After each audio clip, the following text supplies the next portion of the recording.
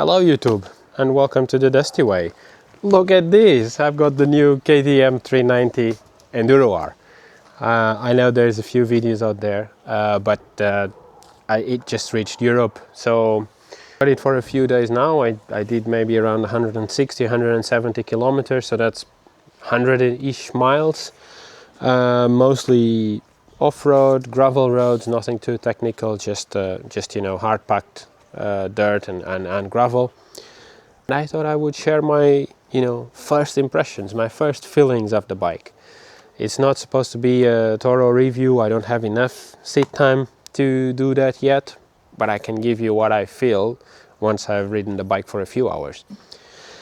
And my idea, and I want to apologize for the boring video, which is just me talking nonsense with you looking at the bike. My idea was to go out and do a ride and capture some shots and a bit of, me riding the bike and to make something more interesting for this video. But today when I got to the garage, I noticed a puddle under the bike and it had been leaking oil. And basically I went for a ride yesterday, got home and it was already dark. I didn't notice. And it was already during the ride because there's oil splattered all around, and it has been leaking and it looked be quite a bit. So I can't ride it today. I will need it to bring it to the dealer. Talk about that a bit later. But let me start with expectations. If your expectations is that this is gonna sit somewhere in between a 350 EXC, a 500 EXC, and I have heard that from people, you will be disappointed. It's not that kind of bike. It's not a performance enduro machine. It's not comparable to a 500. It's not even a 350. And of course it has, the engine characteristics are different. It has much less maintenance requirements. It costs half the money. So it just couldn't be. But a lot of people will expect the bike to be similar to a 350. So, it wasn't my case. I wasn't expecting that. But if you are, you will be disappointed with this bike because it doesn't sit in that category. This is a dual sport, a bike that you go on the road and it's fairly comfortable for the style of bike and allows you to go on dirt roads. It's not comparable to a purely enduro bike. So yeah, that's the first thing. Set your expectations right. I will start with the positives. What I like about the bike, and then move on to what I didn't like about it. What I liked, engine, when you are in the right power band. So if you're riding it in the 5,000 RPM plus, the engine has a lot of, it gives you a lot of power. It makes it a fun bike to ride when you are riding in that RPM. And that is something that, most of the dual sports that I've tried are not exactly like that. They tend to be more bottom end power, but then, middle and top end there is nothing there. And this is the opposite. This is very fun once you reach the 5,000-6,000 RPM.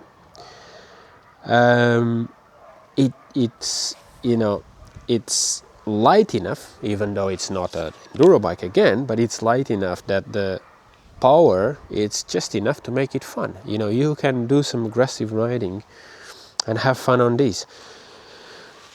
Another big positive for me, again, if you compare it to an enduro bike, you will be disappointed. If you compare it with an adventure bike, then it will feel great. To me, within the dual sport category, which is what I think this is, it feels nimble. It has 160 something kilos. It feels heavy when you move it around, just here, stop, you move it, it feels heavy. It feels like a 160 kilos bike. Once you get on top of it and you start riding, it's not noticeable. And I compare it with my CRF 300L, which is very similar bike, dual sport as well.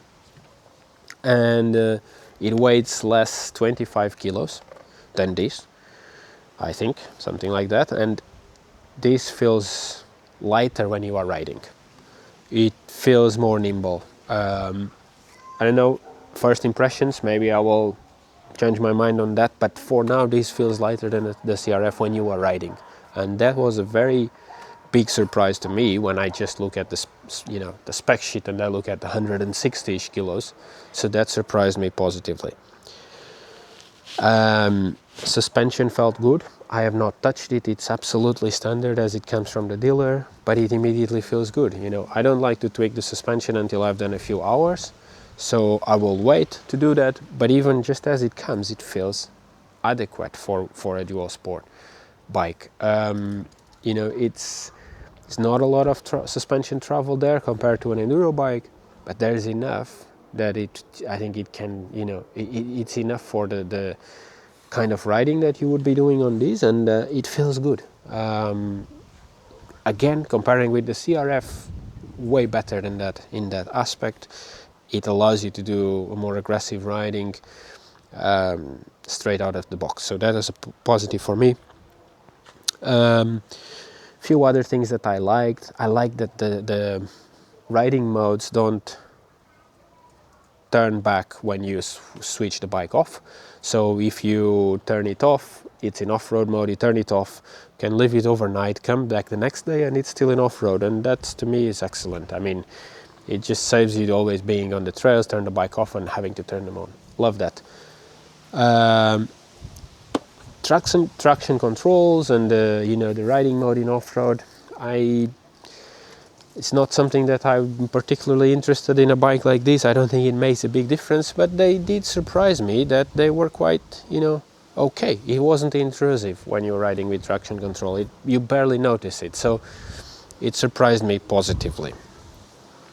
Another positive, the seat height, and here I'm comparing with more enduro bikes or even dual sports.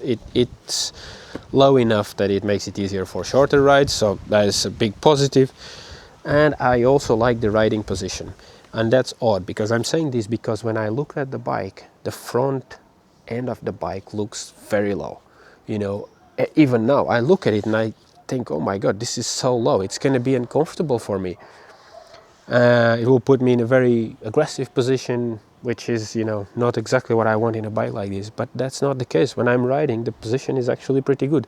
Both sitting and standing, it's actually quite decent.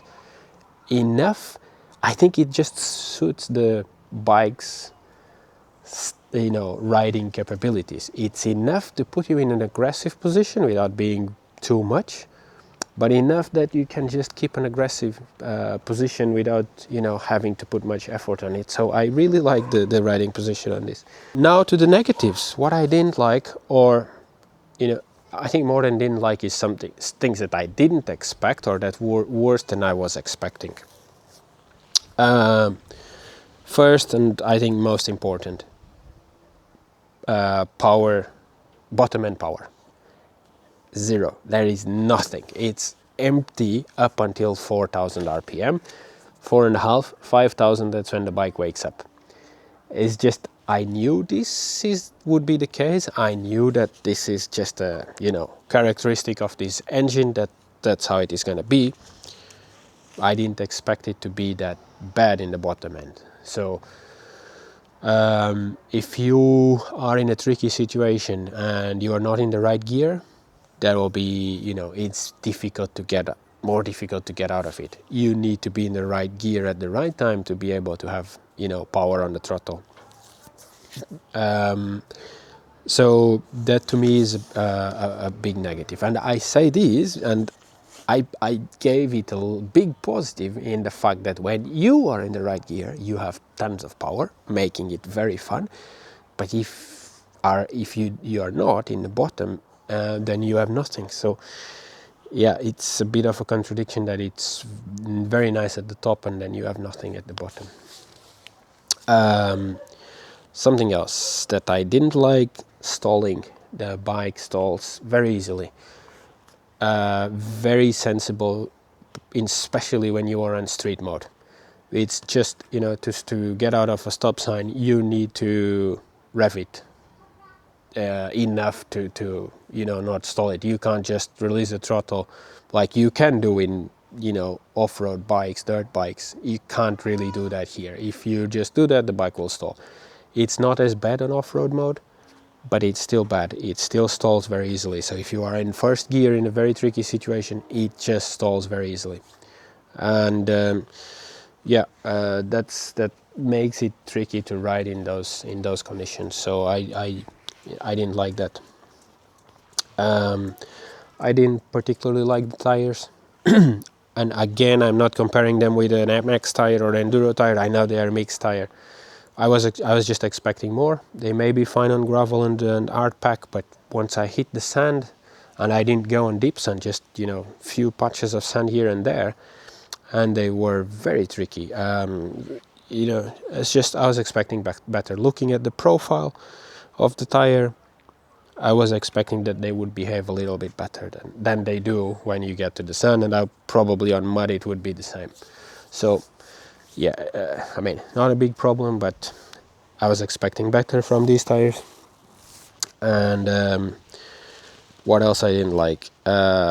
Sound is very disappointing as well. It sounds like a 125cc scooter. It's just not the nicest sound. I didn't like the street mode. I like to ride the bike in the street. It's has enough power to be nice to ride, but in the street mode there is such a lag between the throttle and the power delivery that to me is just not enjoyable, way too much. So I didn't like the feeling on street mode, and I suspect that even if I'm riding on the street, I will be using more off-road mode than street. What else I didn't like? I didn't like the oil leak that I got today. Of course, I mean, it's a new bike. I'm not expecting it to be anything too serious. It probably isn't, but it's annoying that you've done 160k not pushing the bike at all, and you find tons of oil. I don't know exactly where it's coming from. It's coming from the left side of the engine somewhere, and it's just not nice. Now I need to take it to the dealer. I don't want to ride it now because I don't know how much oil I lost. I don't know if it's gonna make something worse, so I need to arrange to get the bike there without riding it. A pain. And let's see what comes out of that. I will let you know. The bike obviously has warranty, but I'll let you know how it goes from there. But it's not nice. And that's kind of the negatives and positives based on what were my expectations. Now, to give you an overview of what I think, in these first impressions, with the positives and the negatives, I think this bike it's gonna be great for faster trails, easy, fast trails that want to be ridden more aggressively. So this bike, in my mind now, is going to suit someone that that already has some experience, maybe an intermediate level rider that wants to ride it more aggressively on faster trails. It's not going to suit someone that is just beginning, someone that is just a beginner and wants to start riding motorbikes off-road. The characteristics of the engine, the fact that it has no bottom end power, the fact that you have to be revving the bike will make it very difficult for someone to get started. You go into a climb, you lose momentum, and you have nothing at the bottom to take you out of that situation, like you would have on a CRF 300L. So it will be fun if you already have experience, if you already can ride aggressively and you can explore the engine on higher revs. Then it's a fun bike. If you are just starting, or if you want to ride more technical trails, single track, very slow, this is gonna be way more difficult than, again, a similar dual sport. So that's kind of my first feeling out of this.